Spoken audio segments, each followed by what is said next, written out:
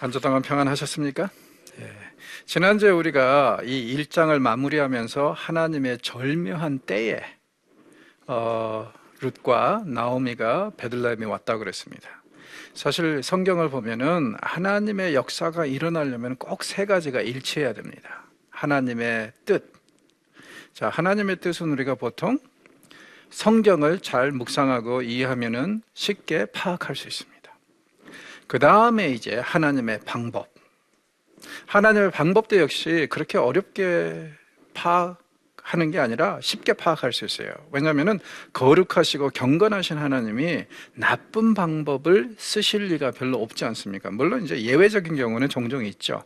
그러나 일상적으로 우리가 생각할 때 경건하고 거룩한 방법으로 당신의 역사를 이루어 나가지 꼭 나쁜 방법을 쓰시지는 않을 것 같아요.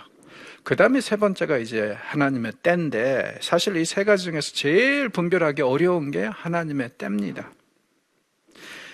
때의 중요성에 대해서 우리는 잘 알다시피요, 우리말에도 그런 말이 있죠. 때를 잘 타고 태어나면은 영웅이지만 때를 잘못하고 태어나면은 역적이고 간웅이라고 그러잖아요.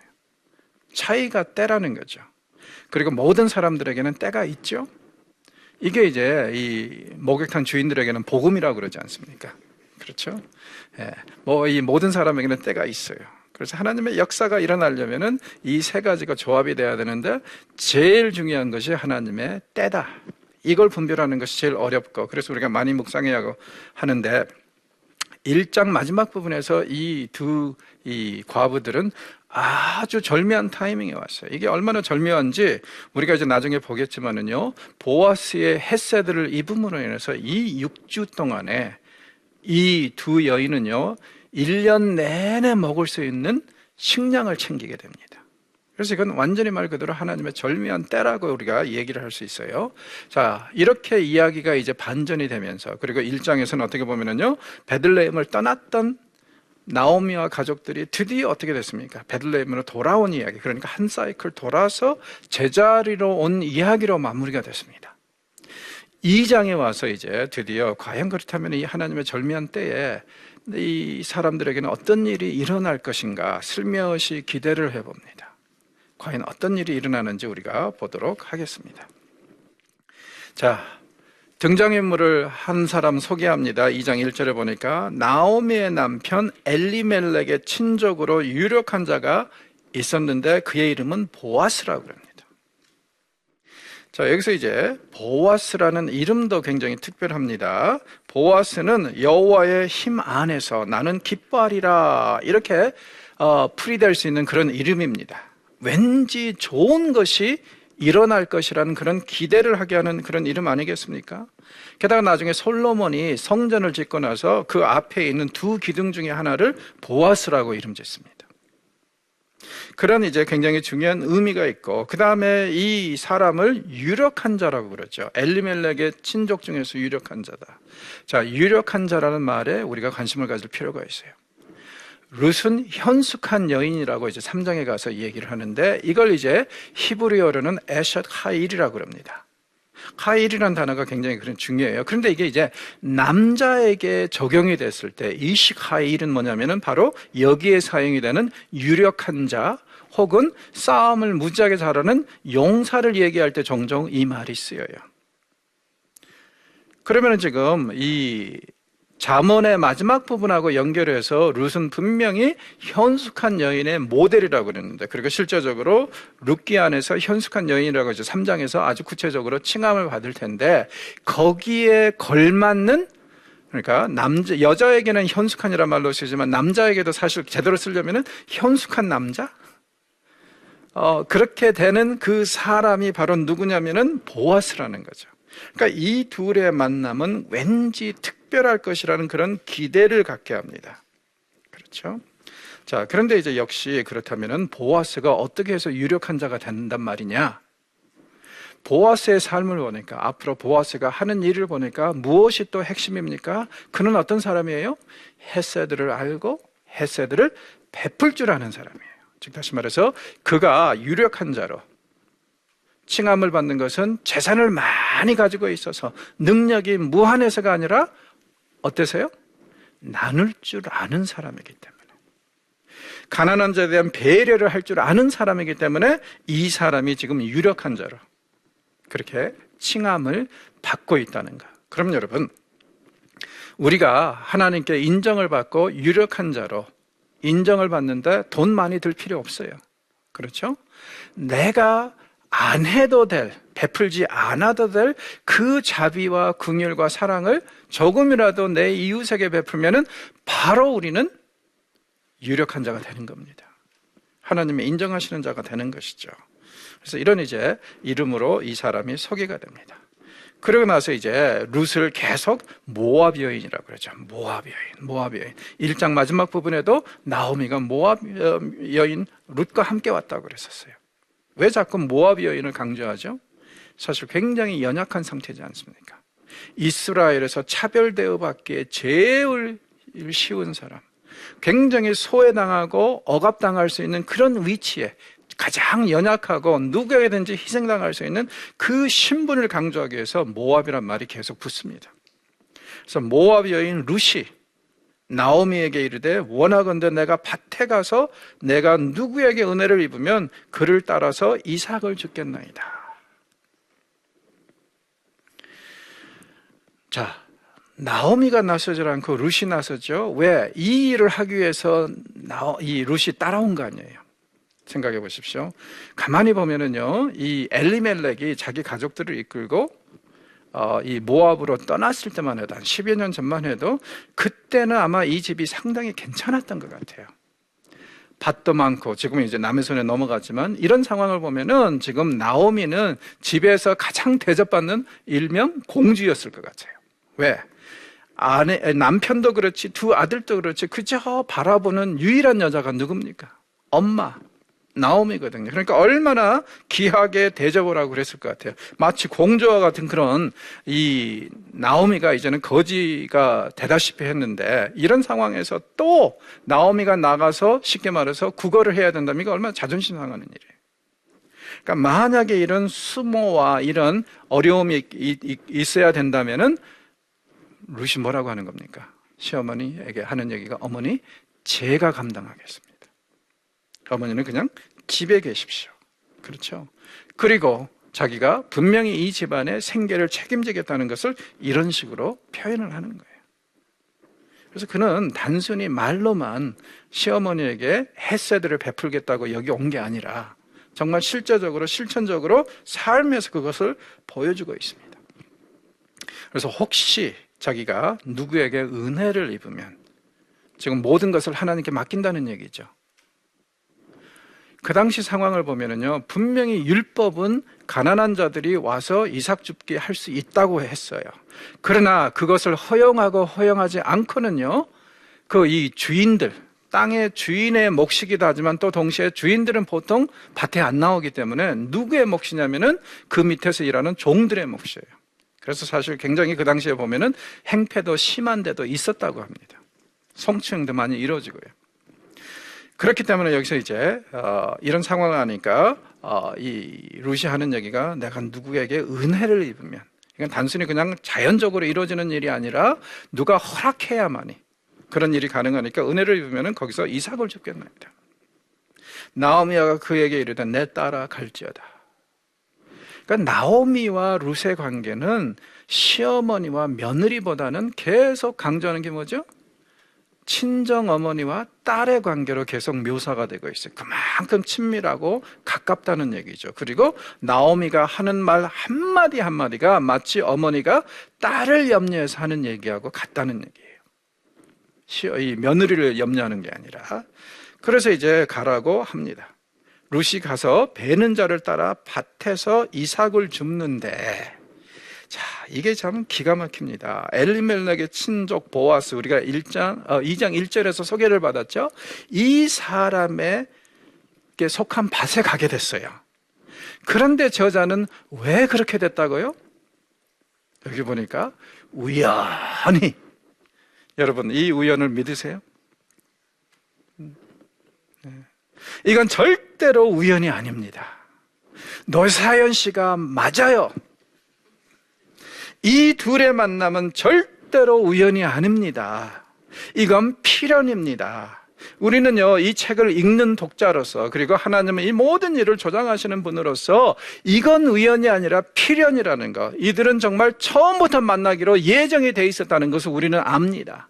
그런데 저자는요, 마치 룻이 이 보아스의 밭에 가게 된 것을 우연이라고 묘사해요. 왜요? 제가 그런 얘기를 했었죠. 룻기의 특징은 뭐냐면은 하나님을 자꾸 의도적으로 가리려고 한다. 지극히 평범한 일상으로 묘사를 하려고 그러고, 어떠한 경우라도 하나님이 이렇게 직접적으로 개입하시는 것을 좀 안 보여주려고 한다. 왜? 책이 의도하는 바가 뭐라고요? 책이 강조하고자 하는 메시지가 뭐라고요? 어떤 특별한 이적과 이벤트를 통해서 하나님께서 종종 우리에게 역사하시기도 하지만은, 어떤 때는 어떻다는 거예요? 지극히 평범한 일상, 심지어는 하나님이 가려진 듯한 그런 평범한 일상 뒤에서 우리의 삶을 조정하시고 세상을 이끌어 가시는 그 하나님을 강조하고자 하는데 책에 포인트가 가 있다고 그러죠. 그러니까 여기서도 지금 우리는요, 우연이라고 저자가 하지만은 이건 절대 우연이 아니죠. 그래서 이제 이런 우연의 연속으로 이제 이야기가 전개될 때 우리는 씩 한번 웃어야 돼. 에이, 우연이 아니면서. 여러분, 우리가 일상 속에서도 마찬가지입니다. 세상에 우연으로 된 일은 없습니다. 심지어 예수님은 뭐라 그럽니까? 오늘 있다가 내일 팔릴 참새도 하나님께서 먹이시고 그들도 다 세임바 되었다고 그러잖아요. 무슨 뜻이죠? 우리는 절대로 이 세상에 우연히 온 존재들도 아니고 실수로 이 땅에 온 존재들도 아닙니다. 우리는 하나님의 섭리와 계획 속에서 이 땅에 파견된 사람들입니다. 우연이라는 건 없습니다. 하나님의 필연과 계획밖에 없습니다.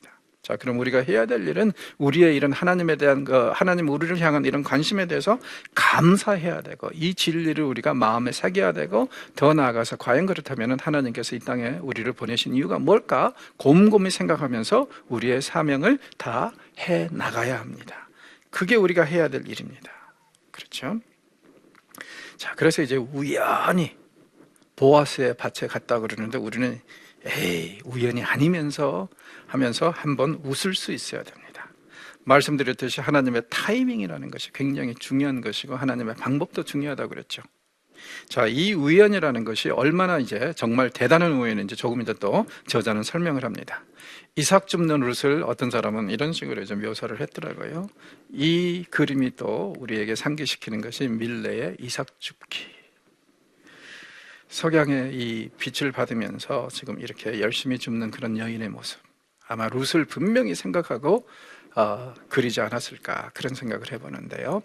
자, 우연히 보아스의 밭에 들어갔어요. 자, 그러면 어떻게 될까요? 이제는 분명히 또 우연히 만나야겠죠. 정말 그런지 한번 보죠. 자, 보십시오. 사절이 어떻게 시작하냐면은 마침, 우리말로는 사실 제대로 번역하면 이렇게 돼야 돼요. 이런 뜻입니다. 전혀 예상하지 못한 일이 벌어졌다. 자, 그런데 무엇이 예상하지 못한 일이란 말이냐? 룻이 보아스의 밭에 발을 들여놓은 것에 대해서 이렇게 하는 게 아니라, 사실은요, 본문의 내용을 보면은 무엇이 놀랍다고 하고 있냐면은 보아스가 하필이면 이날 이 순간에 거기에 왔다는 게 놀랍다는 거예요. 왜? 보통 그 당시 상황을 보면은요, 이 밭주인들은, 부자들은요, 이 추수하는 데에 안 나타나요. 나중에 이제 타작 마당에서나 나타나지 필드에는 별로 안 나타나는데, 이날 하필이면 룻이 보아스의 밭에 우연히 발을 들여놓은 그날 보아스가 그 밭에 나타난 거예요. 역시 절묘한 타이밍이죠.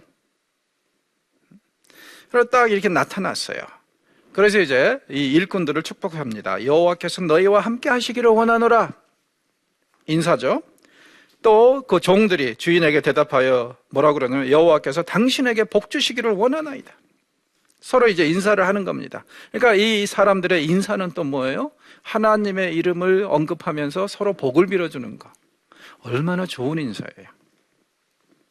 우리도 좀 그랬으면 좋겠습니다. 따뜻한 말, 사랑스러운 말, 이런 말로 서로 인사하고 화답해야지 왜 자꾸 이렇게 깔아뭉개고 이렇게 상대방에게 상처 주는 그런 말들로 어떤 때는 서로 대하는지 모르겠어요. 아니요, 정말 서로에게 복을 빌어주고 하나님을 끊임없이 상기시켜주는 그런 축복이 참 좋은 것 같아요. 자, 그런데 이제 보아스가 딱 가만히 보니까 눈에 띄는 여자가 있어요. 룻을 처음 보는 겁니다. 자, 여기서 우리는 보아스가 어떤 사람인가를 또 기억해야 될 것입니다. 이 예루살렘, 베들레헴 공동체에 분명히 약자들이 있습니다. 가난한 사람들이 있습니다. 과부들이 있습니다. 이 엄청나게 이제 이게 밭이 없어서 처절하게 가난한 사람들. 이 사람들이 주로 어디에 모이겠어요? 이런 곡식을 추수하는 그런 밭에 모이겠죠. 그런데 지금 보아스가요, 딱 보니까 눈에 띄는 여자가 하나 있어요. 무슨 뜻입니까? 보아스는 평상시에도 가난한 사람들을 다 알아보는 사람이었다는 얘기 아니에요. 즉 다시 말해서 공동체에 누가 힘들고 어려운지, 누가 삶이 빡빡한지를 다 알고, 아마 보아스의 성품을 보면은 성경에 기록되지 않았지만 분명히 또 이런 사람들을 도와줬을 것 같아요. 왜? 관심이 있다는 것은, 분명히 10명 중에 하나가 새롭다는 것을 깨달을 정도라면 이 사람은 정말 대단한 관심을 가지고 그들을 도왔을 가능성이 굉장히 많기 때문에 그렇습니다. 그래서 딱 보니까 한 사람이 툭 튀어나거든요. 룻입니다. 그래서 이 소녀는 누구냐? 그렇게 물어보죠. 누구의 소녀냐? 배는 자들이 뭐라 그래요? 이는 나오미와 함께 모압 지방에서 돌아온 모압 소녀. 역시 강조되는 말이 모압. 굉장히 연약하고 힘없고, 어떻게 보면은요, 나는 정말 인생에 아무런 의미가 없다고 자포자기할 만한 그런 위치에 있는 약자라는 거예요. 그런 소녀인데 그의 말이 나로 베는 자를 따라 단사에 이삭을 줍게 하소서. 종이 뭐라 그럽니까? 지금부터 이제 룻의 칭찬이 시작이 돼요. 룻은 어떤 사람이다? 첫 번째로 이 가난한 사람으로서 룻은요, 또 율법도 아는 사람이기 때문에 자기가 정 원하면 그냥 아무 허락도 안 받고 그냥 그 밭에 들어와도 괜찮아요. 추수하는 것이니까. 그런데 이 룻은 어느 정도라고요? 들어오기 전에 허락을 요청하는 정도로 굉장히 폴라이트하고 공손한 사람이었다. 그러니까 자기의 권리라고 생각하지 않고 모든 것을 하나님의 축복이고 필요하다면 사람들에게 도움을 청하고 또 정식으로 허락을 받아야 될 정도로 그렇게 굉장히 공손하고 겸손한 사람이었다, 이 얘기예요. 그리고 그렇게 해서 허락을 했더니 어떻다고요? 아침부터 왔다. 무슨 뜻입니까? 굉장히 이른 시간에 나타났다는 거예요. 추수가 시작되자마자 부지런함을 강조를 하죠. 그리고 잠시 집에서 쉰 거 외에는 어떻다고요? 지금까지 계속 일하는 중입니다. 무슨 뜻입니까? 성실하다, 열심이다. 이렇게 사환, 딱 하루 본 사환에게도 룻은 3가지 지금 칭찬을 받습니다. 굉장히 겸손한 자고, 또 공손하기도 하고, 그 다음에 부지런하고, 그리고 더 나아가서 아주 성실하다, 이것을 얘기를 합니다. 여러분, 우리는 주변 사람들에게 어떻게 평가를 받고 있나요? 하나님은 스스로 돕는 자를 돕는다는 말이 있습니다. 우리가 최선을 다하고 성실하고 진실되게 일에 임할 때, 그때 하나님이 우리를 도와주시지, 우리가 나태해져 가지고 우리 마음대로 그냥 게으러 빠져 가지고 하는 등 마는 등 하면 하나님이 도와주시겠어요? 그러니까 이런 부분에 대해서 좀 잘 생각을 해봐야 돼요. 종종 날로 먹는 교회 오빠들이 있습니다. 그건 아닙니다. 성경을 잘 보십시오. 성경을 보면은요, 노동은 신성한 것이라고 그러고, 인간이 타락하기 이전에 하나님은 인간을 만드시고 그들에게 노동을 주셨습니다. 일하는 것은 아름다운 것입니다. 그리고 일할 때 대충대충 하지 말고 최선을 다하십시오. 룻처럼요, 진실되게 하십시오. 그러면은 하나님께서 그걸 보시고 또 도와주실 것입니다. 이렇게 첫날 지금 룻을 경험해 본 사람이 주인에게 룻을 칭찬하고 있습니다. 우리 모두도 정말 믿든 안 믿든 간에 세상 사람들에게 좀 칭찬을 받고 존경을 받는 그런 지금 이 일꾼들이, 일하는 자들이 좀 되었으면 좋겠습니다. 자, 어떤 사람은 이런 식으로 이제 보아스와 룻의 만남을 처음 만남을 표현했는데요. 좀 더 고상하게 1800년대 폰 칼로스필드라는 사람은요, 이런 식으로 아주 멋있게 둘이 만났다고 이렇게 묘사를 하고 있습니다. 자, 보아스가 룻에 대해서 들었어요. 사원을 통해서. 그리고 이 보아스는 이름을 듣자마자 이미 룻과 나오미 이야기를 다 알고 있습니다. 역시 이 사람은 이 지역의 공동체의 유지로서 어떻다는 거죠? 사람들에게 관심이 있었다. 그래서 나오미가, 이 홀로 된 나오미가 과부가 된 자기 며느리를 데리고 돌아왔다는, 며칠 전에 돌아왔다는 얘기를 분명히 들었단 말이에요. 그런데 하나님께서 어때요? 그 룻을, 나오미가 데리고 온 그 룻을 이 순간에 만나게 해주셨단 말이에요. 복잡하게 생각하지 않습니다. 보아스 어떤 생각을 해요? 하나님께서 이 룻을 나에게 보내신 것은, 내 추수하는 밭으로 보내신 것은 무엇을 의미한다? 하나님께서 나를 통해서 그를 돕기를 원하신다. 이렇게 생각하고 있지 않습니까? 역시 이것이 바로 헤세드입니다. 안 해도 됩니다. 그냥 침묵하고 그래? 그러면은 그냥 줍다가 마음껏 줍다가 가라고 그래. 이러고 끝낼 수도 있어요. 그런데 정작 불러가지고 격려하면서 또 지시를 내려주는 걸 보면은 이 사람은 정말 말 그대로 이 공동체의 리더로서, 유지로서 자격이 있고 헤세드를 아는 사람이라는 거죠. 그래서 룻을 데려다가 뭐라 그럽니까? 내 딸아. 나오미가 룻을 칭하는 이름이고 타이틀이고, 지금 여기서 보아스가 이렇게 이 룻을 보면서 내 딸아 하는 거 보니까 두 사람 나이가 상당히 떨어져 있다는 얘기죠. 한 20년 정도는 터울이 있다는 얘기 아니겠어요? 왜냐하면 그 당시에 보통 14살에서 18살이면 결혼을 해서 애를 낳았으니까 그쯤 아마 지났을 것 같습니다. 그래서 이제 나중에 3장에 가서 보면은 이 보아스가 룻에게 뭐라 그래요? 네가 처음에 행한 그 은혜보다, 네가 젊은 사람들을 거부하고 나하고 살아서라도 네 남편 집에 자비를 베풀려고 하는 이 기업물을자의 권한을 행하려는 이 은혜가 더 크도다. 이렇게 얘기를 하지 않습니까? 왜? 보통 사람들은 어때요? 젊은 사람들은 젊은 사람들에게 결혼해야죠. 조건에 상관없이. 보통 그렇게 하는데 그렇지 않았다는 거죠. 나이가 상당히 차이가 있다는 얘기입니다.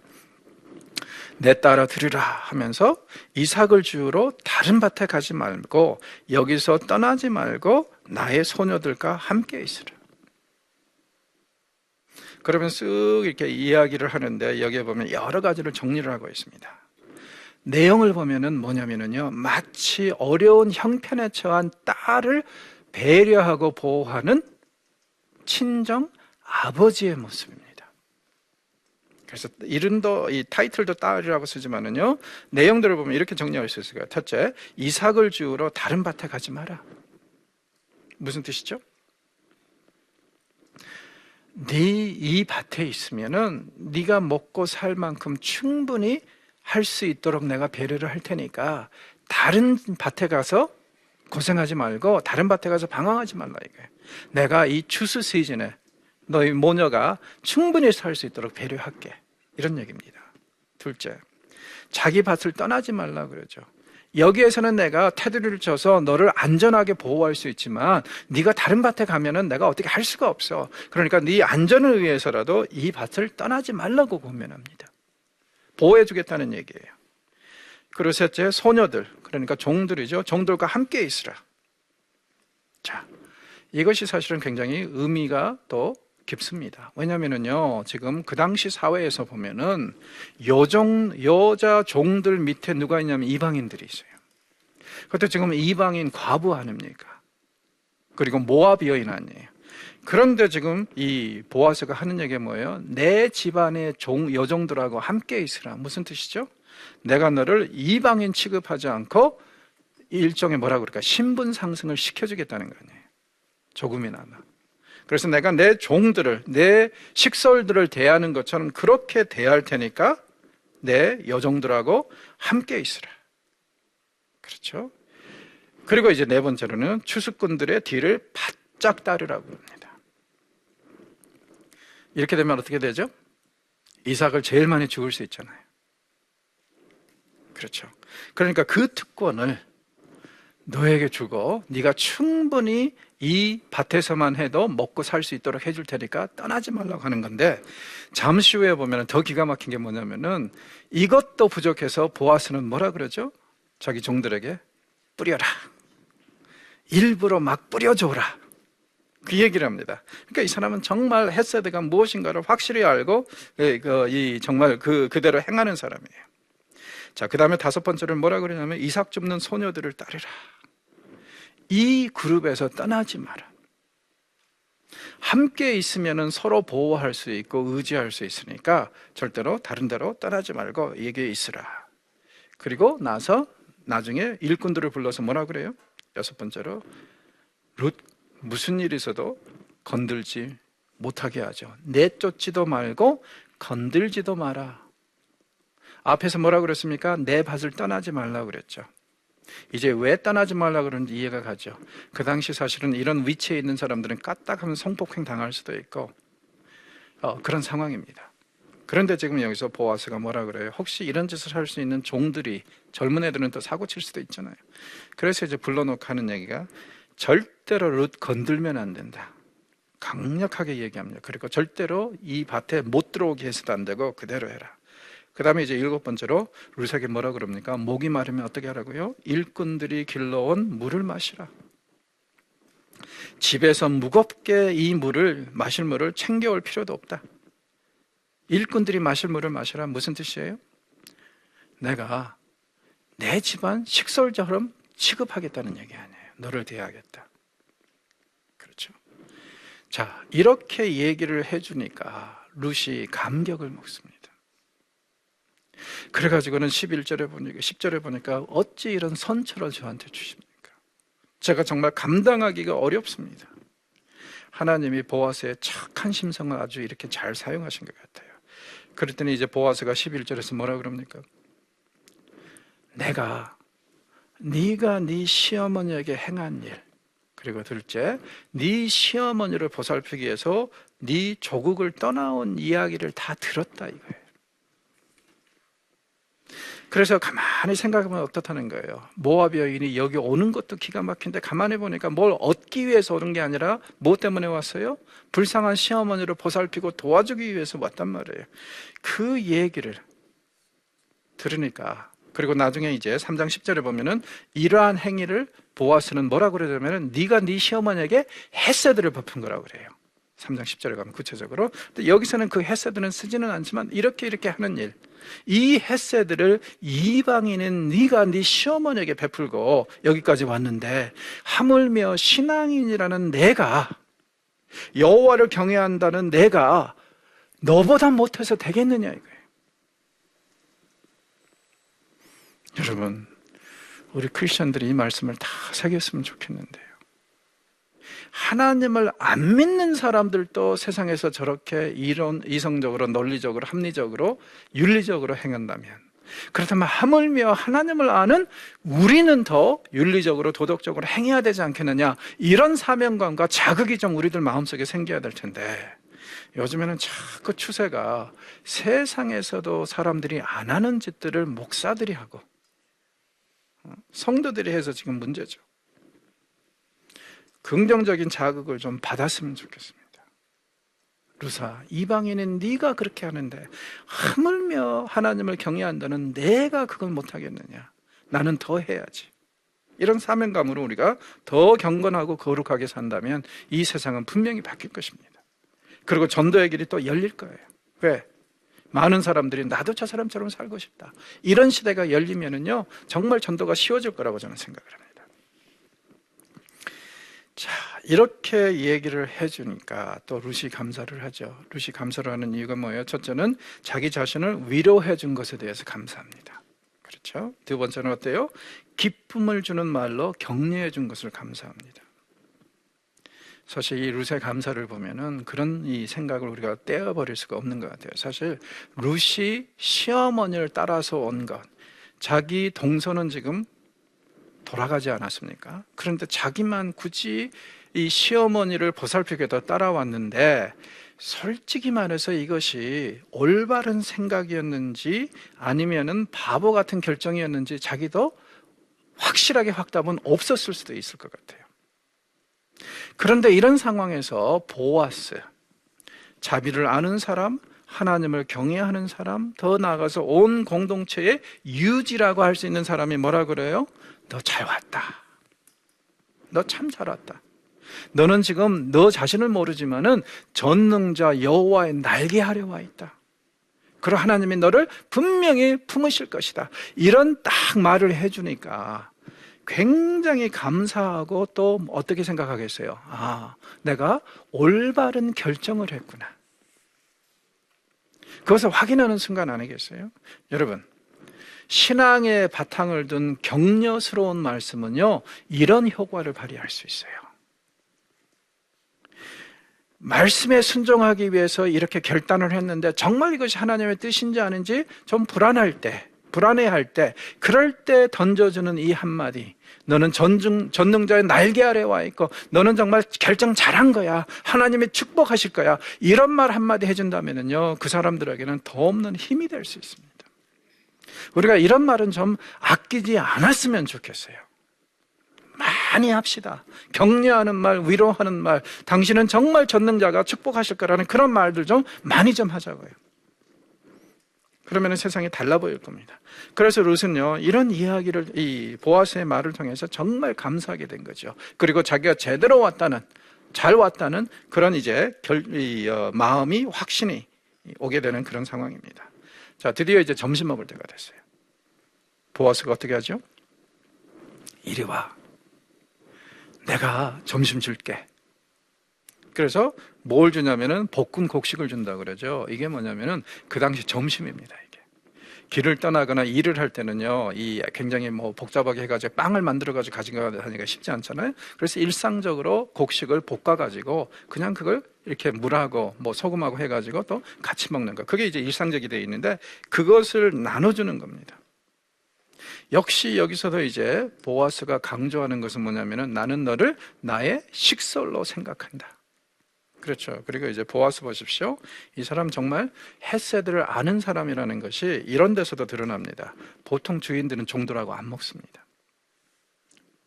신분이 다른 사람들은요, 함께 먹는 것이 아니었어요. 그래서 따로 이 상을 차려야 되는데, 지금 여기 보니까 보아스는 어떻다고요? 자기 부하들하고 같이 먹습니다. 자기 이 직원들하고 종들하고. 역시 여기서도 우리는요, 이 보아스의 헤세드 뿐만 아니라 보아스의 인간됨을 보고 있는 것 같습니다. 그래서 종들하고 함께 먹어요. 그리고 룻을 오라고 해서 함께 먹습니다. 이건 무엇을 뜻합니까? 또 상징적으로 더 큰 그림에서는요, 지금은 유지가 가장 낮은 자, 어제 도착한 이 모압 여인을 식사에 초청해 가지고 먹이고 있어요. 무슨 뜻입니까? 당신을 이 공동체의 일원으로 환영합니다. 그런 뜻이에요. 그래서 이 보아스가 룻에게 곡식을 주면서, 점심을 주면서 먹으라고 한 것은 단순히 하나의 제스처로 끝나는 것이 아니라 가장 높은 자가 그 공동체에서 가장 낮은 자를 섬기고 있고 배려하고 있다는 것을 보여줍니다. 이러한 현상을 통해서 우리가 말할 수 있는 것은 뭐냐면, 룻이 집을 떠날 때 시어머니한테 뭐라 그랬죠? 내가 밭에 가서 내가 누구에게 은혜를 입으면 그를 따라서 이삭을 줍겠나이다. 마치 이제는 이 보아스가 이 베푸는 일을 보니까 그 말씀이 예언처럼 들리죠. 그리고 이 보아스를 만난 것은 뭐예요? 그 예언의 성취같이 느껴지지 않습니까? 예. 하나님께서 기뻐하시는 공동체, 하나님께서 즐거워하시는 공동체, 이런 공동체 아닐까요? 서로를 통해서 내가 기도하고 염원하는 바가 이루어지는 공동체, 성취되는 공동체. 그렇죠. 즉 다시 말해서 우리가 하나님의 성과 발휘돼서요, 하나님의 말씀과 또 다른 성도들이 드린 그 기도를 성취하고 이루어 준다면은 그게 바로 하나님께서 가장 기뻐하시는 그런 공동체가 아닐까 싶습니다. 룻이 종들과 함께 먹는 모습을 어떤 사람은 이런 식으로 이제 그려놨어요. 자, 보아스가 떠나기 전에 자기 종들에게 조치를 취해줍니다. 뭐라 그러냐면은, 자, 종들에게요 하는 얘기가, 그에게 곡식단 사이에서 줍게 하고, 룻에게 곡식단 사이에서 줍게 하고 책망하지 말며, 또 그를 위하여 곡식 다발에서 조금씩 뽑아버려서 그에게 줍게 하고 꾸짖지 말라. 두 번이나 15절 16절에서 강조하는 것이 야단치지 마라, 주눅들게 하지 마라, 책망하지 마라, 또 어떤 거예요? 요즘 말로 하면은 제발 갑질하지 마라. 절대로 갑질하지 말고 그 다음에 마음껏 줍도록 해라. 그리고 더 나아가서 어떻다는 거예요? 뿌려라. 여러분, 이 보아스의 배려를 보십시오. 이게 무슨 뜻입니까? 사람을 돕는 게 여러 가지 방법이 있을 수 있죠. 그런데 지금 보아스가 취한 방법은요, 가장 어떻게 보면은 도움을 받는 사람의 자존심을 살려주는 방법입니다. 여러분, 공짜 돈 주는 거 좋은 거 아니에요. 그들이 어떤 식으로든지 노동의 대가로 얻는 듯한 그 느낌을 주는 거, 이게 가장 좋은 도움입니다. 왜? 공짜로 주는 돈을 받아버리다 보면은요, 자존심도 상하고 그게 익숙해질 수 있는데, 내가 뭔가 노동을 해서 얻는 거라고 생각을 하면은 그게 참 이 자존심을 부각시키는데도 굉장히 중요하고 여러 가지로 이제 효과가 있거든요. 그래서 사실은요, 여간하면은 정부에서 이 소셜 복지학자들이 자꾸 하는 얘기가, 정부가 공짜 돈을 줘서는 안 된다. 최소한 길에서 담배꽁초라도 줍도록 하더라도 노동을 시키고 거기에 대한 대가로 줘야지, 공짜 돈을 주게 하면은 그 사람, 그 집안 망가뜨린다고요. 사실은 이게 이제 미국에서 굉장히 현상적으로 나타나고 있는데, 1950년대부터 미국 사회가요, 웰페어를 주기 시작했어요. 일 없는 사람, 실직한 사람들, 더 나아가서 이제 집에서 뭐 13살, 14살 때 애 낳아가지고 학교도 못 다니는 그런 사람들한테 공짜 돈을 주기 시작했단 말이에요. 문제가 뭔지 아세요? 벌써 이런 소셜 웰페어 6세대, 7세대가 나왔습니다. 불과 60년 사이에. 이게 무슨 얘기냐면은, 여자들이 11살, 12살 되면 사실 학교에서 열심히 공부해야 되죠. 가만히 보니까 자기 엄마들이 집에서 애 선언, 그리고 부모들도 누군지 몰라요. 아빠들도. 그렇게 이제 막 일단 애만 낳으면 정부에서 공짜 돈을 주거든요. 공부하기도 싫죠? 그래서 지금 어떤 현상들이 일어나냐면은 11살, 12살, 13, 14살 때 애를 낳는 거예요. 그러고 나서는 그 아이에 대한 수당으로 이제 정부에서 돈이 나오니까 그걸 먹고 삽니다. 그래서 이 어떤 현상까지 일어나냐면, 30대의 할머니와 20대의 딸과 그 다음에 10대의 손녀가 같은 집에서 사는 경우들도 나오고 있어요. 그러면서 이 세 세대 사이에 10명의 아이들이 있고, 이게 무슨 짐승질이지, 이게 사람이 할 짓입니까? 그런데 이런 일이 왜 벌어져요? 공짜 돈 때문에 그래요.